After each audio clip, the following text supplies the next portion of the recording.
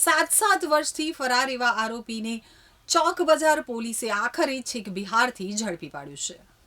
શહેરના ચોક બજાર પોલીસ મથકમાં નોંધાયેલા હત્યાની કોશિશ અને ફાયરિંગના ગુનામાં 7 વર્ષથી ફરાર આરોપીને પકડવામાં પોલીસને મોટી સફળતા મળી છે. તેને બિહાર ખાતેથી ઝડપી પાડ્યું છે.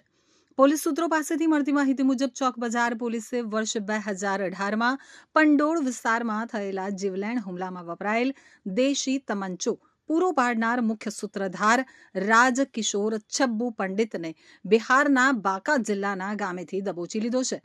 પોલીસની પકડથી બચવા માટે આરોપી છેલ્લા 7 વર્ષથી વતનના અંતરિયાળ વિસ્તારમાં છુપાઈ અને ખેતમજૂરી કરતો હતો, જેને પકડવા માટે સુરત પોલીસે મણિયારા એટલે કે કટલેરી વેચનારનો વેશ ધારણ કરવો પડ્યો હતો અને આખરે તેને પકડી પાડવામાં સફળતા મળી છે.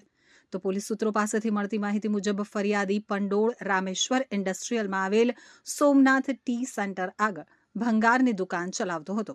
દરમિયાન 27/7/2018ના રોજ બપોરના 2:30 વાગ્યાના સુમારે ફરિયાદી તેમની ભંગારની દુકાન આગળ આવેલ સોમનાથ ટી સેન્ટર ખાતે ચા પીવા માટે જતા હતા.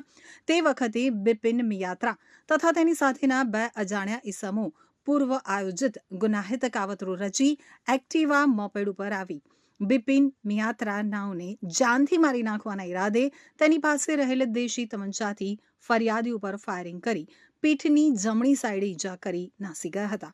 આ બનાવમાં આરોપીઓ બિપિન મિયાત્રા તથા તેની સાથેના અજાણ્યા મિત્રો વિરુદ્ધમાં ગુનો નોંધવામાં આવ્યો હતો. જ્યારે આ ગુનામાં દેશી તમંચો આપનાર રાજકિશોર છબ્બે પંડિત ભાગી ગયો હતો અને છેલ્લા 7 વર્ષથી ફરાર હતો.